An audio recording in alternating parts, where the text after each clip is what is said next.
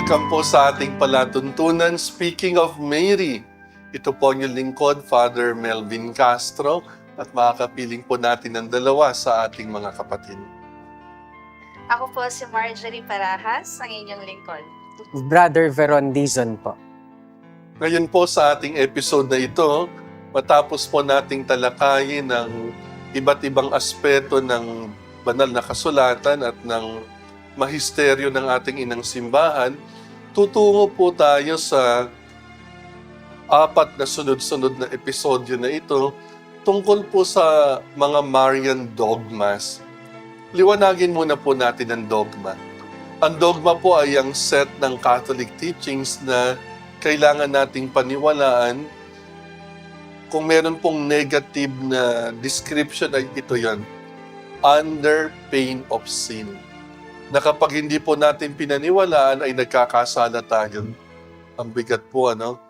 Ang dahilan po ay sapagkat sa katuroan ng ating inang simbahan, hindi po siya basta-basta nagdi-define ng dogma.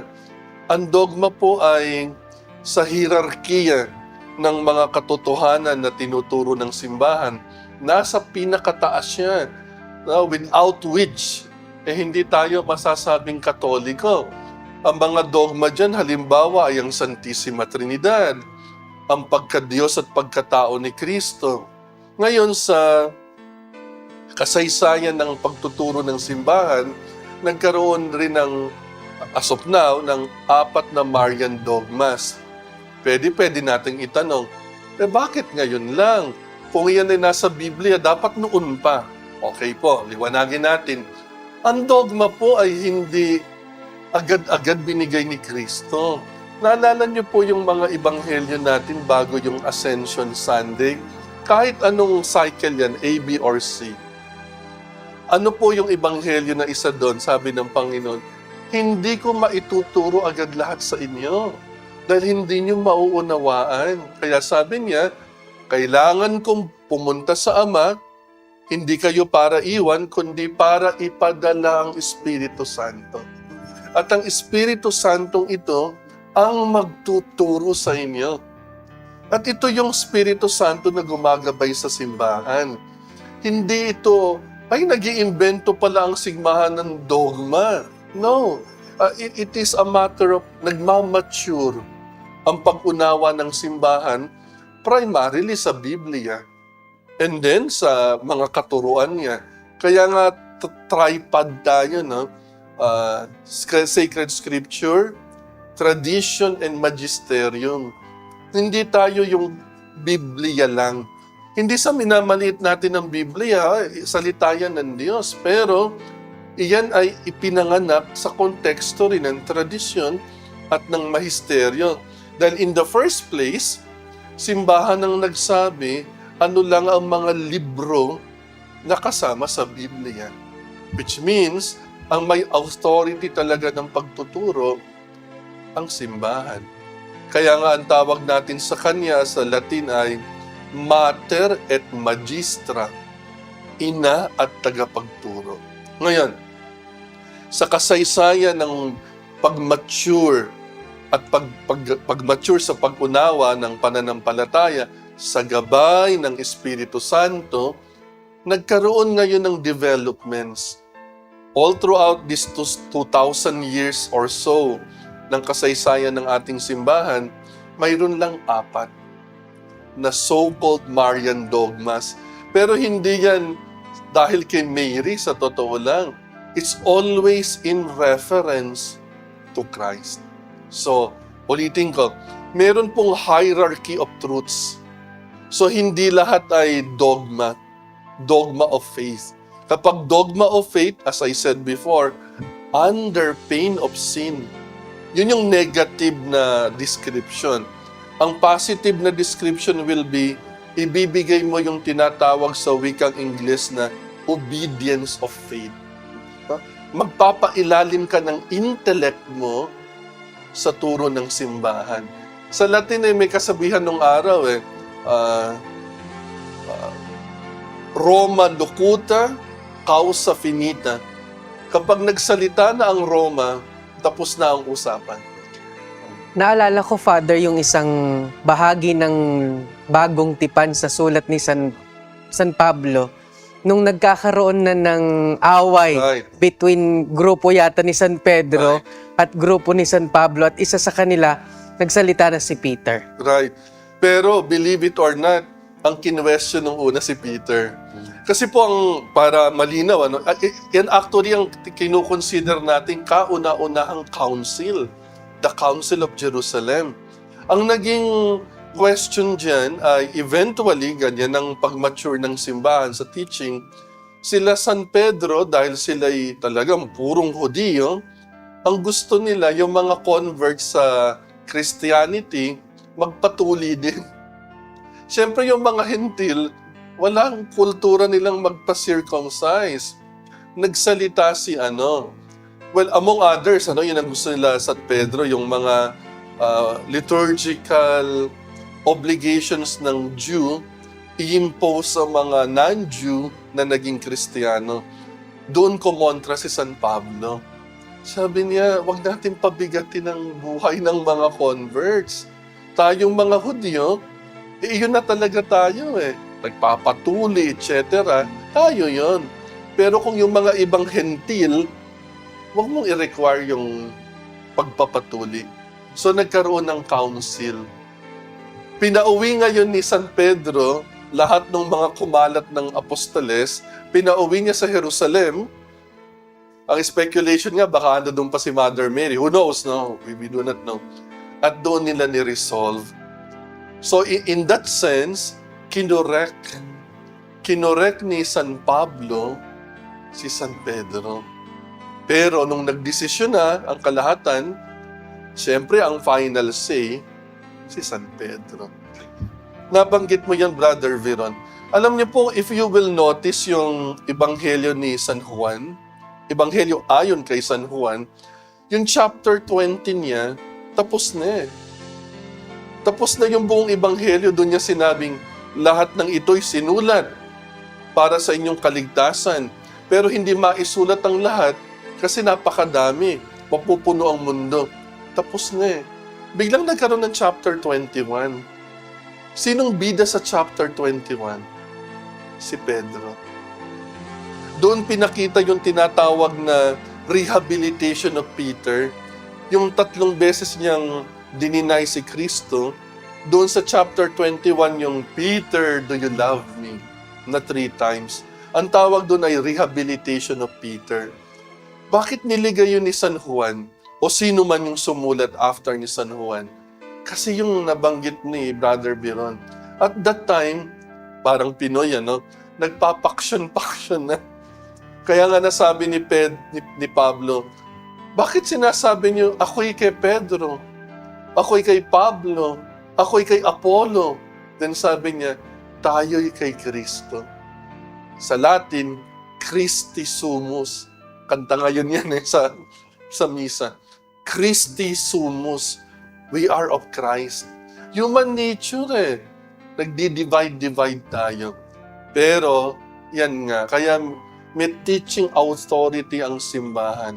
Pag nangusap na, sumunod na kayo lahat. So ito yung dogma.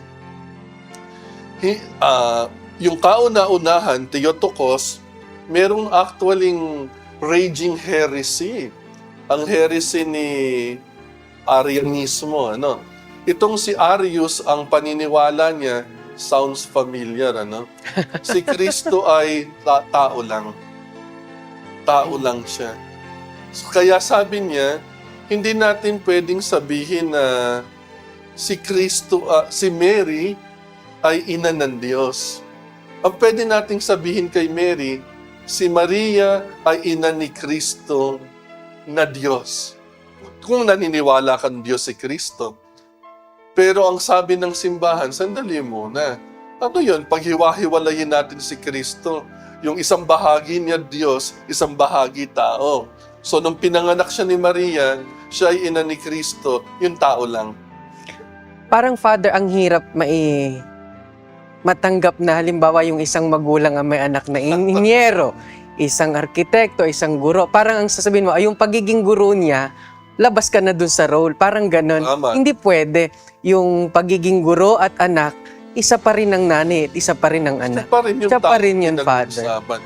Doon naman nabuo yung dogma tungkol kay Kristo na hypostatic union. Na yung dalawang nature ni Kristo, human and divine, ay pinagkaisa in one person. So one person, isang persona ni Kristo, the second person of the Trinity, ay mayroong human nature and divine nature. Pero hindi mo pwedeng paghiwalayin yon. Siya yun eh. So, nung diniklara sa Council of Ephesus, anong year nga yan? 431, Father. 131, ay sinabi ng simbahan, si Maria ay ina ng Diyos. Period. Siya ina ni Kristo na Diyos. Yung ang daming gustong very takot na takot na ibigay yung title na ina ng Diyos dahil baka daw ang lumabas pati yung pagka-Diyos ni Kristo galing kay Maria. Kung mali ka talaga ng understanding. Actually hanggang ngayon yan ang pinupukol sa ating Katoliko. Ano siya magiging ina ng Diyos eh? Si Kristo walang simula at walang katapusan.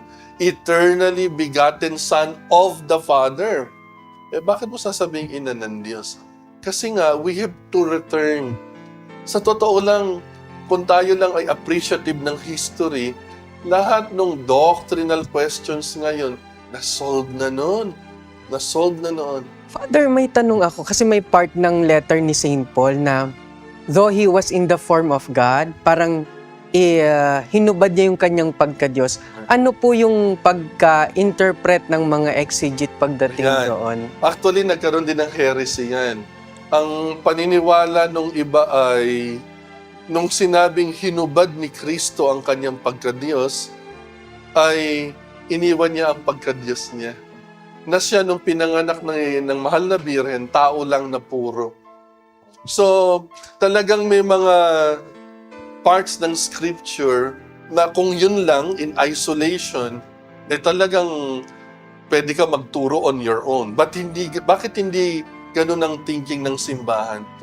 Hinubad niya sapagkat siya'y anyong tao. Hindi hinubad yung pagka-Diyos na nawala ang pagka-Diyos niya. Otherwise, he could not have performed any miracle at all. Kaya siya nakagawa ng milagro. Dahil siya ay nanatiling Diyos. Hindi niya pwedeng, otherwise, ganun na naman ang maglalabas. Yung pagka-Diyos at pagkatao ni Kristo, pwede natin paghiwalayin. Ngayon, tao siya, ha? O mamaya, Diyos naman siya. So parang, wow, ha? So, hindi ganun, no? Kailangan ang pagka-Diyos at pagkatao niya magkasama pa. Without intermingling. Kasi magkaibang nature. But obviously, yung pagka-Diyos niya is from eternity to eternity. Yung pagkatao ni Kristo, yan. Meron niyang at a certain point of time, naging tao siya. Nung pinanganak ng mahal na birhen. Pero nung siya'y pumanik na sa langit, ascension, hindi niya na iniwan ang pagkatao niya sa lupa. Kaya nga empty tomb. Sinama niya yan. Katawan at kaluluwa, si Kristo ay nasa langit. Kaya yung pagka-Diyos at pagkatao niya, eternal na yan. Tsaka siguro rin, Father, naalala ko itong yumaong si Monsignor Venco. Oo nga. No, nakamamatay lang ho itong taon. Itong buwan na to, sa yung kanyang parang pagbibigay ng katisismo patungkol sa mahal na birhen regarding nga sa Immaculata, sa pagiging ina ng Diyos. Ang tanong ay, paano siya mangyayaring ina ng Diyos? Ganito po kasimple yung sinagot ni Monsignor Benco. Kasi Diyos ang Diyos. He can do what He wants Yes, to do. yun yung karakter ng Diyos. He's omnipotent. So, tignan po natin sa Immaculada Conception na pag-uusapan din sa mga susunod na serye. Kaya ng Diyos na gawin ang lahat. Kaya niyang baliin ng natural law. Sa Kanya nanggaling yan. Yes, Father. No, hindi baliin on the negative sense. Kung hindi, dahil siya ang author nito, he can do something about it. He goes beyond Yes, sa natural law dahil law of nature, siya gumawa ng nature. So He's beyond limitation ng space, ng time, or whatever law dahil siya yun mismo. No? So in the case ng Theotokos, bearer of God, sa isang tradition, dahil yung Tokos, bearer, ang hirap i-translate. Ang ginagawa ngayong tradition, at least for the Greek Catholics at Orthodox, hindi na tinatranslate. Kaya napansin nyo ngayon, in our time, accepted na natin gamitin yung word na Theotokos. Nung araw, dahil hindi pa tayo ganun ka-familiar, we say Mother of God, Mater Dei, no, sa Latin. Pero ngayon, mas familiar na ang tao sa every language na meron sa lupa, acceptable nang hindi i-translate. Dahil nga up to now, yung linguistic nuance, paano mo nga daw ba itatranslate yung Tokos? So, bearer, tagapagdala. Actually, yung iba, minasama pa nga meaning yan eh. Bearer lang pala eh. So, nung matapos yung iluwal, tapos na. Ganun ang thinking din. Noon na, lalo na noong nagkaroon ng parang ng swing ng pendulum, nagkaroon ng golden age ang Mariology at Marian piety. Mula noong turn of the century, yung mga apparitions, hanggang noong dogmatization ng Assumption, 1950, golden age ng Marian devotion. Then nagkaroon ng swing. I-minimize naman ang role ni Mary. Yun yung 1960s, 70s, 80s na, nakalimutan na natin si Kristo. So thankfully, parang swing nga yan ng pendulum. I think, thankfully, ang time natin ngayon, medyo very appreciative tayo ngayon that the Marian devotion ay hindi inimbento lang ng tradition. It's rooted in sacred scripture. So I think yung pendulum medyo stable na kumbaga, no? Very matured na kapag pinag-usapan ng mahal na birhen, it is no longer parang a cause of division among the Christians na iba-ibang denominations. Parang unti-unti, I think, dumarating na sa punto that even the Protestants are appreciative of the role of Mary. So much so that sa US, yung ibang Methodist churches, ini-incorporate na nila ang Guadalupe for the sake ng mga Latinos, lalo na ng Mexicans, na very attached sa Our Lady of Guadalupe. So I think as time goes on, mas magmamature ang thinking natin at appreciation ng role ni Mary. Father, yung di ba every January 1st, bakit doon nakalagay ang solemnity ng mahal na Birhen bilang ina ng Diyos? Tayo pa naman Pinoy, gusto natin ng New Year. Ano? Nagkataon lang po yung New Year's Day. Ang binibilang ay 8 octave, no? Basta may solemnity malaki ang simbahan, lalo na before Vatican II, 8 days na ise-celebrate yan.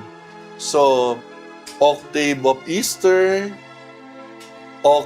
dati may octave of Pentecost, so octave of Christmas. So kung bibilangin natin yung Christmas, 25, 26, 27, 28, 29, 30, 31, yung 8th day is January 1. Wag yung isipin yung January 1. Isipin natin yung 8th day. So on the 8th day of Christmas, we celebrate the Divine Maternity. Mary as the Mother of God. So, yun ang dahilan doon. Then si Pope St. Paul VI, Pope St. Paul VI, diniklara naman niya na every 1st of January ay World Day of Prayer for Peace. So, nagkapatong-patong na yung celebration doon. Okay? But again, it's a dogma of faith. Ang Theotokos, that Mary is the Mother of God, is a dogma of faith. I say this out of love and charity rin sa ibang denominations, no? For us Catholics, we have to believe it. At least for us. Kailangang i-embrace mo yan. Hindi ka pwedeng sabihin mong Katoliko ka kung hindi po paniniwalaan ng dogma na yan. And again, kaya dinefine ang dogma ng Theotokos is to defend the divinity of Christ. Na hindi natin pwedeng paghiwalayin ang kanyang humanity at ang kanyang divinity. Isa yan, hypostatic union sa persona ni Kristo. Kasi kung persona at tinranslate ko sa pagkatao ni Kristo, patay ako. Paano yung pagka-Diyos niya? So, yan din yung hirap ng translations ng theological words kasi we have to face the reality na words yan eh. Kung yan ay hindi walang existing na words sa particular language mo, magkakaroon talaga ng konting problema. At siguro rin yun, Father, sa yung mga nakarang episode natin na bakit tinawag na ina ng Diyos ang mahal na Birhen. Una ay yung, sabi nga po ninyo, yung pagtatanggol sa pagka-Diyos ni Kristo. Sa kasaysayan ng kaligtasan, hindi pwedeng tao lang ang pwedeng magsalba sa tao na gumawa ng kasalanan sapagkat yung ugnayan ng tao sa Diyos ay naputol dahil sa kasalanan. Kaya ang Diyos Ama ay ibinigay ang kaniyang anak at nagkatawang tao upang siya ang magbalik ng ugnayan ng tao sa Diyos sapagkat hindi kakayanin ng tao. As always, God takes the initiative. Kung tayo-tayo lang to, palpak to. No, in fact, di ba, sa Tower of Babylon, they wanted to reach God in their own way. Nagtayo sila ng tore ng Babylonia on their own. Pero bakit winasak ng Panginoon yan? Una, effort lang ng tao eh. At actually, it's not to reach God eh. It's to be equal with God. At interestingly, ito yung hanggang ngayon I hope hindi ito ma-misconstrue. Ang isang biblical explanation ay kasi daw nung tinayo ang Tower of Babel ay sapagkat nag-congregate ng tao. Para maitayo yun, nagsama-sama sila. Which goes against dun sa sinabi ni Lord sa Genesis, go forth and multiply. Parang kung literal, anong masamang nagsama-sama ang tao? Again, no, yung context ng utos ng Diyos na huwag kayo lang, go forth and multiply. Sa Old Testament, no? Multiply. Ano sa New Testament? Go forth in all the nations, baptizing them in the name of the Father and of the Son and of the Holy Spirit. Precisely yun yung naging weakness ng Jewish tribe, no? Jewish people, na kontento silang sila-sila lang. Sila-sila lang na magkakadugo. Kung hindi ka namin kadugo, etchepuera ka. Kaya nga, inopen ni Lord Israel is no longer, I hope hindi to offensive sa Jewish people, ha? Israel is no longer the Jewish people alone. The church is the new Israel. The church is the new Jerusalem. Including sila. Hindi tatalikod ang Panginoon sa Jewish people. Jewish ang Diyos, si Kristo, mahal na Birhen, si San Jose, mga apostoles. Saka pinangakuan niya ang Israel na magpakailanman. Kasama sila doon. Hanggang-hangga. Ang ginawa ng Panginoon, binukas niya yan. Hindi ito Jewish people lang. The church is now the new Israel. The church is now the new Jerusalem. Hindi na physical. Kaya nga sinabi ng Panginoon, di ba, winarningan niya yung mga Hudiyo, darating ang panahon, hindi lang sa templo na ito sasamba ang tao, but that they will worship the Lord in spirit and in truth. That is the church. The church is primarily the spirit and the truth. Something very spiritual. So, wag din tayong magkamaling mga Katoliko na parang kami lang, go forth and multiply. And I think in that sense, doon natin ma-appreciate yung kay Pope Francis na wag tayong makontento ng anong term na, may ginamit siyang term na dito lang. Kailangan you go to the marginalized, Peripheries. the peripheries, kasi bahagi sila ng simbahan. Huwag tayo makontento sa sentro na marami naman tayo eh. Go out to the peripheries. Iyon ang utos ni Kristo. At yun din ang sinabuhay niya kung bakit he was so misunderstood, no? Nakipag-identify siya sa sinners, public sinners, prostitutes, dahil he really went out to the peripheries. So, balik pa rin po tayo dito sa ating first Marian dogma that we are discussing, Theotokos.